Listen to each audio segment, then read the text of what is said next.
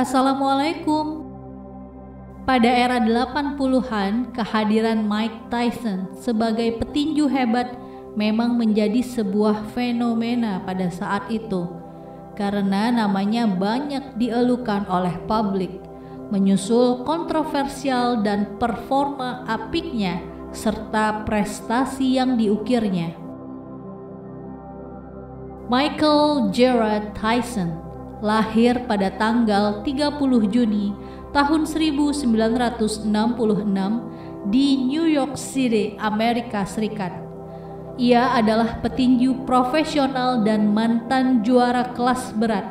Hampir sama dengan Muhammad Ali, Mike Tyson juga seorang petinju kelas berat yang hebat pada masanya. Karirnya yang sangat menjanjikan terhambat oleh berbagai kasus kriminal.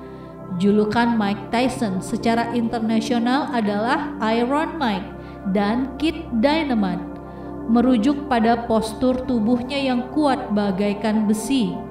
Beberapa media massa yang lain lebih suka menyebutnya sebagai the baddest man on earth karena merujuk pada perangainya yang buruk, baik di dalam maupun di luar ring tinju. Sedangkan pers Indonesia lebih senang menyebut Tyson sebagai si leher beton, merujuk pada lingkaran leher Tyson yang pada masa jayanya ekstra besar dari ukuran normal dan tampak begitu kokoh. Mike berasal dari latar belakang keluarga kelas bawah. Ia dilahirkan di kawasan pabrik, kawasan Bronx, New York City. Mike kecil warga negara Amerika dari etnis hitam dengan akar Afro-Amerika dan Jamaika. Orang tuanya bernama Jimmy Kirkpatrick dan Lorna Tyson. Jimmy dikenal sebagai pemain bisbol papan atas. Ia adalah anak ketiga dari 3 bersaudara. Ketika Michael berusia 2 tahun, ayahnya, Jimmy, meninggalkan keluarga, meninggalkan ibunya, Lorna, untuk merawat Michael dan 2 saudara kandungnya, yaitu Rodney Tyson dan Dennis Anderson. Rodney berusia 5 tahun lebih tua dari Tyson dan saat ini bekerja sebagai ahli bedah trauma, dan sementara Dennis adalah satu-satunya saudara perempuan Tyson. Dalam perjuangan finansial, keluarga Tyson pindah ke Brownsville, Brooklyn, lingkungan yang terkenal dengan tingkat kejahatannya yang tinggi. Tyson sempat mengalami masa berat pada hidupnya. Pada tahun 1973, saat usianya menginjak 7 tahun, ia mengalami pelecehan seksual dan butuh waktu bertahun-tahun untuk memulihkan lagi semangat hidup yang telah direnggut kala itu. Kecil dan pemalu, Tyson sering menjadi sasaran bully. Untuk mengatasi hal ini, ia mulai mengembangkan gayanya sendiri dalam pertarungan jalanan yang akhirnya berubah menjadi aktivitas kriminal. Ia menjadi anggota berbagai geng jalanan pada usia dini. Gengnya yang dikenal sebagai Jolly Stompers menugaskannya untuk mengambil uang di kasir, sementara anggota yang lebih tua menahan korban di bawah todongan senjata. Dia juga pernah mencoba kokain untuk pertama kalinya saat baru berusia 11 tahun. Ia keluar masuk penjara anak-anak dan dikeluarkan dari sekolah. Pada usia 13 tahun, Tyson telah ditangkap lebih dari 30 kali. Di Tryon School for Boys, sebuah sekolah reformasi di bagian utara New York, ia bertemu seorang pekerja sosial dan pernah menjadi juara tinju amatir bernama Bobby Stewart. Awalnya, Stewart dengan enggan setuju, namun dengan syarat Tyson akan menghindari masalah dan bekerja lebih keras di sekolah, maka Stewart bersedia. Bertekad keras untuk mempelajari semua yang ia bisa tentang tinju, Tyson sering turun dari tempat tidur setelah jam malam untuk berlatih pukulan dalam gelap. Mengenali potensi tinjunya dan mengarahkannya ke pelatih terkenal Cus D'Amato yang kemudian menjadi wali sahnya setelah ibunya meninggal ketika ia berusia 16 tahun. D'Amato mengajari Tyson gaya tinju Cilukba dengan tangan yang dirapatkan ke pipinya, lalu gerakan terombang-ambing terus-menerus di ring tinju yang membuat pertahanannya nyaris tak tertembus. Dengan tinggi 5 kaki 11 inci atau 1,8 meter dan berat sekitar 218 pon atau 99 kilo, Tyson bertubuh pendek dan jongkok dan tidak memiliki penampilan petinju kelas berat klasik, tetapi kecepatan dan agresivitasnya yang mengejutkan di atas ring mengalahkan sebagian besar lawannya. Karir Mike Tyson berawal dari tinju amatir.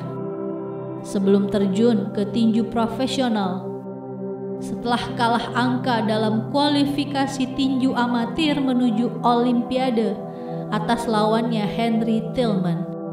Namun di Olimpiade tahun 1981, ia berhasil memenangkan medali emas dengan mengalahkan Joe Cortez, membuktikan bahwa kesuksesan awalnya bukan kebetulan. Tyson kembali meraih medali emas keduanya dengan mengalahkan Kelton Brown tertentu di Olimpiade tahun 1982. Tahun 1984 adalah tahun di mana Tyson kehilangan pelatihnya.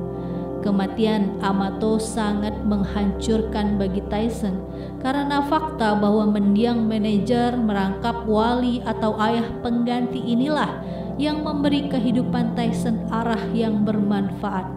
Setelah kematian D'Amato dan manajer Jimmy Jacobs, Tyson bergabung dengan promotor kontroversial Don King. Don King menjadi orang kepercayaannya selama di dunia tinju. King juga yang banyak mengendalikan hidup Tyson.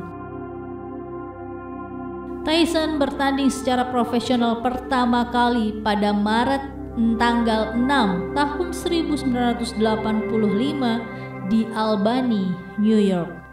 Ia menang di ronde pertama ketika usianya 19 tahun.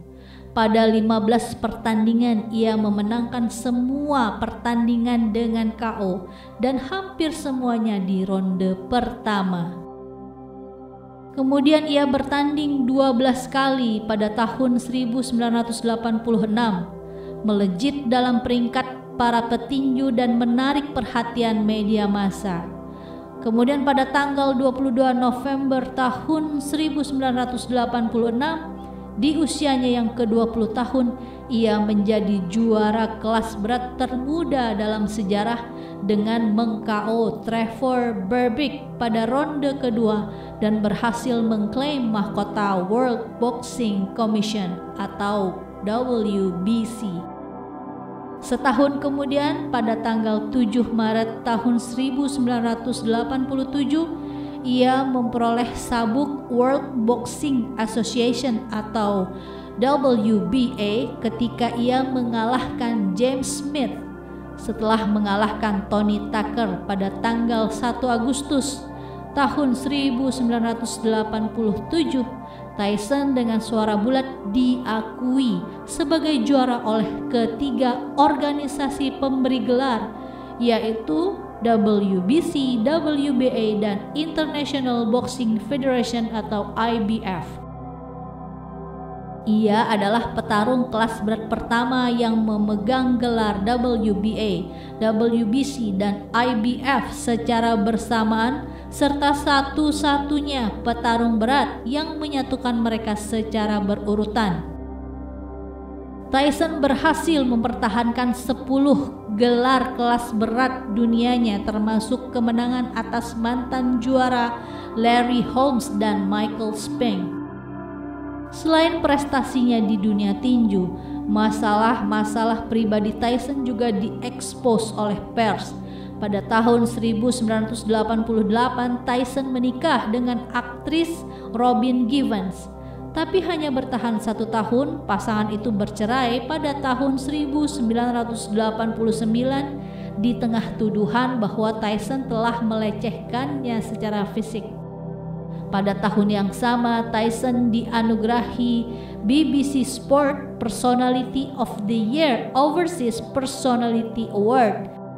Kemudian ia menikah dengan Monica Turner dari tahun 1997 hingga 2003 sebelum menikah dengan Lakeith Spicer pada Juni 2009. Ia memiliki total 8 anak bernama Raina, Amir, D'Amato, Milan, Exodus, Marco, Mikey, dan Miguel. Pada tanggal 11 Februari tahun 1990 adalah salah satu kekecewaan terbesar dalam sejarah tinju. Tyson kehilangan kejuaraan karena menganggap enteng lawannya, James Buster Douglas, yang mencetak technical knockout di ronde ke-10. Namun setelah belajar dari pengalaman tersebut, Tyson bangkit dari kekalahan dengan 4 kemenangan beruntun setelahnya. Namun pada tahun 1991 ia dituduh telah memperkosa seorang kontestan kontes kecantikan Miss Black Rhode Island bernama Desiree Washington yang berusia 18 tahun. Dan pada tahun 1992 dia dihukum penjara di Indiana atas tuduhan tersebut serta diharuskan terdaftar sebagai pelanggar seks tingkat 2 di bawah hukum federal seumur hidup. 3 tahun kemudian setelah dihukum penjara, ia dibebaskan tepatnya pada tahun 1995. Kemudian Tyson mengumumkan telah memeluk agama Islam yang telah dipelajarinya selama di dalam penjara. Nanti kita bahas sebagian hijrahnya setelah mengenal Mike dengan karirnya dulu ya. Tyson kembali bertinju pada tahun 1996. Ia mendapatkan kembali 2 sabuk kejuaraannya dengan kemenangan mudah atas Frank Bruno dan Bruce Seldon.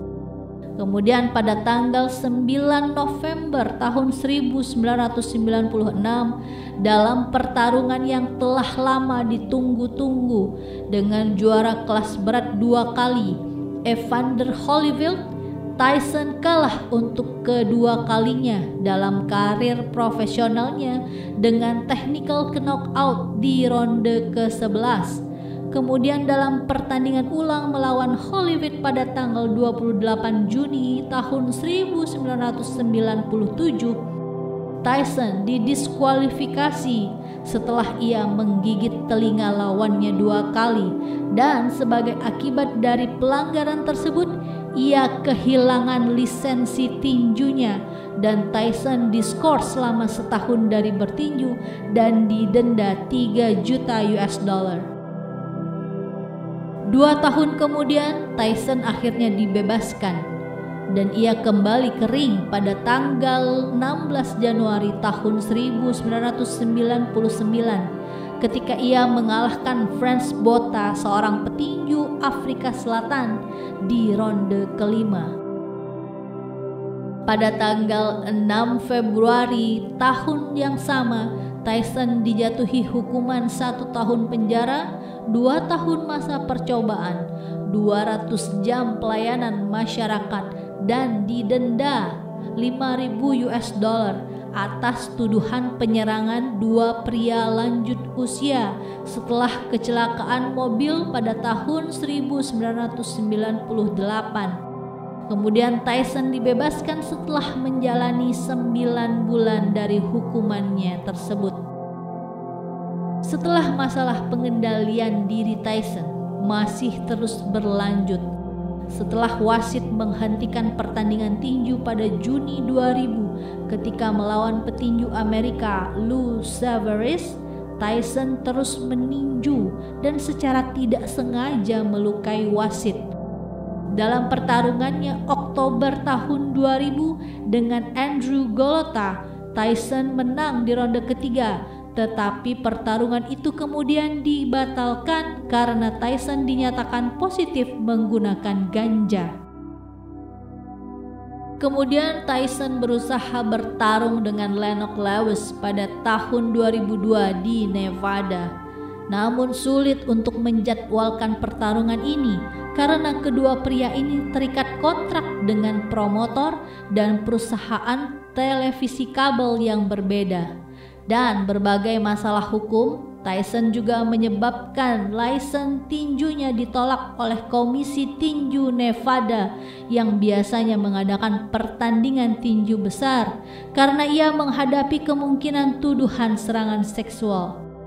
Dan pada sebuah konferensi pers, Tyson menyerang dan menggigit Lewis. Hal tersebut menghapus kesempatan bertarung di Nevada. Pertarungan itu akhirnya berjalan bulan Juni di Memphis, Tennessee, dan Tyson kalah KO pada ronde ke-8. Tyson meraih kemenangan pada pertarungan profesional terakhirnya melawan seorang penantang bernama Clifford Etienne pada tahun 2003 dengan rekor KO di ronde pertama 49 detik. Kemudian tahun itu juga ia mengajukan kebangkrutan, mengklaim dia memiliki utang 34 juta US dollar setelah menghasilkan sekitar 400 juta US dollar selama karirnya. Rekening banknya hanya berjumlah sekitar 5.000 dolar. Di tengah seluruh permasalahan ekonominya, ia dinobatkan majalah Ring di urutan nomor 16 dalam kategori pemukul terbaik sepanjang masa dalam sejarah tinju pada tahun 2003. Kemudian Tyson kalah dalam pertarungan comeback-nya menghadapi petinju Inggris Danny Williams pada tahun 2004 dan tahun 2005 ia menyerah TKO pada ronde ke-7 atas Kevin McBride. Dan karirnya benar-benar berakhir dengan mengumumkan pengunduran dirinya dari dunia tinju. Pada tahun 2007 ia menjalani hukuman 24 jam penjara setelah mengaku bersalah atas kepemilikan narkoba dan mengemudi di bawah pengaruh alkohol, tuduhan yang berasal dari penangkapan tahun 2006. Sekarang kita masuk kepada kisah Mike Tyson ketika menemukan hidayahnya. 3 tahun setelah dihukum penjara atas kasus Desiree Washington, ia dibebaskan tepatnya pada tahun 1995. Tyson mengumumkan telah memeluk agama Islam yang telah dipelajarinya selama di dalam penjara. Tak heran sejumlah orang meyakini kasus tersebut telah mengisi hidup Tyson dengan pemahaman spiritualitas yang baru. Meski begitu, pria kelahiran 30 Juni tahun 1966 itu membantah kalau dirinya memutuskan memeluk Islam saat berada di balik jeruji besi. Ia mengaku sudah menjadi mu'alaf sebelumnya. Menurut New York Times, yang paling berjasa menuntun Tyson untuk memeluk Islam adalah seorang ulama bernama Muhammad Siddiq. Siddiq merupakan ulama Nation of Islam atau organisasi muslim kulit hitam di Amerika Serikat. Di bawah bimbingan Siddiq, Tyson mengucapkan 2 kalimat syahadat. Tyson mengatakan sangat terharu setelah membaca buku-buku tentang Islam. Saat itulah ia memutuskan menjadi seorang muslim karena melihat Islam sebagai agama yang damai, dan menurutnya agama Islam selalu mengajarkan kebaikan. Selama 18 bulan ditahan, pelatih dan petinju Edi Mustafa Muhammad rutin mengunjungi Tyson di penjara. Muhammad melihat Tyson berubah menjadi rendah hati dan berdamai dengan dirinya sendiri usai masuk Islam. Muhammad mengatakan bahwa Islam telah memberi Tyson tujuan dan arah. Suatu hari usai bebas, Tyson berencana berhenti di masjid dekat penjara untuk beribadah. Namun Don King merasa keberatan dan inginnya Tyson langsung ke bandara untuk kembali ke Cleveland. Saat mendengar cerita ini, Muhammad hanya tertawa. Promotor Butch Lewis pernah mengatakan bahwa Don King kembali mencoba untuk mengendalikan hidupnya, tapi Mike Tyson akan melawannya. Jika Allah ingin Mike sholat di masjid, ia akan sholat. Allah punya banyak nama, tapi salah satunya bukan Don King. Begitu kelakar Butch. Sahabat Tyson yang lain, pebasket Hakeem Olajuwon, bahkan menyebutnya sebagai pengikut Nabi Muhammad. Olajuwon bercerita bahwa Tyson memeluk Islam dan melihat komitmennya. Dan bahkan ia mendengar Tyson mengutip beberapa ayat dari Al-Quran untuk dirinya.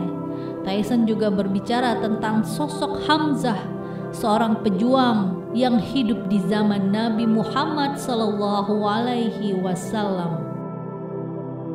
Nama yang disematkan Tyson setelah hijrah adalah Malik Abdul Aziz. Kedati begitu, setelah memutuskan menjadi mu'alaf, ia ingin agar dunia tetap mengenal dirinya sebagai Mike Tyson. Sebab si leher beton ini ingin bangkit dengan nama Mike Tyson setelah mengalami keterpurukan dengan nama yang sama. Pada tahun 2010, Tyson memutuskan untuk mengunjungi Ka'bah di Mekah. Mike Tyson tak kuasa menahan haru saat beribadah umroh di sana. Sewaktu menunaikan ibadah haji tersebut, Tyson menceritakan perjalanannya ketika di Madinah. Perjalanan ke tanah suci ternyata sungguh membekas di hati sang mantan juara dunia. Dan Mike Tyson masih suka menangis bila ingat kesempatan datang ke taman surga di Madinah, Raudhah, ketika menciptakan saat-saat mengharukan ketika ia sholat di Raudhah di samping makam Nabi Muhammad SAW. Dikutip dari Fox News, Tyson mengatakan sangat bersyukur menjadi seorang muslim, dan ia mengatakan Allah tidak membutuhkan sosoknya, tapi dialah yang membutuhkan Allah. Tyson ambil bagian dalam 58 pertandingan dalam karir profesionalnya. 50 diantaranya ia menangkan dan 44 diantaranya dengan menang KO. Sebelum memeluk Islam, Tyson mengikuti apa yang orang lain katakan kepadanya tentang agama.